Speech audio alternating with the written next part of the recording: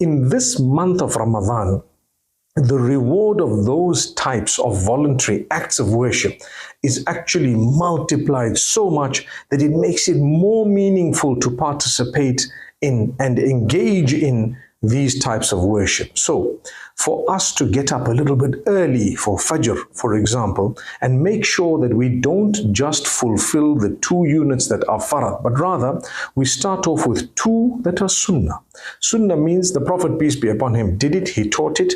One would not be sinful to leave it out, but one would achieve such a great reward to fulfill that particular sunnah of Fajr that the Prophet Muhammad, peace be upon him, says, Rak'ata al-Fajri khayrum min ad-dunya wa ma fiha. The 2 units of voluntary prayer, the sunnah prayer that you offer before salatul Fajr as part of the Fajr is better for you than the whole world and whatever it holds. So that's an amazing reward. Now, if we were to take a look at Dhuhr as well, once you're done with your prayer, don't just disperse.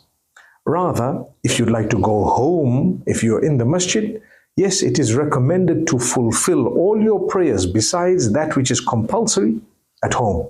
So the Prophet, peace be upon him, has said that it is best to fulfill your prayers besides that which is compulsory at home. And he also says, don't make your homes graves, because a home where the remembrance of Allah is not fulfilled or is not engaged in, and salah is not fulfilled, which is the prayer, and Quran is not recited, is actually a home that is dead. It's more like a grave. So therefore, if you know that you are not going to be lazy, then you go home and you fulfill the sunnah. Get used to it. The same applies to salatul Maghrib, for example, salatul Isha, for example, and so many other units of prayer that are not compulsory, but you will get a reward for them. That's as far as the prayer goes.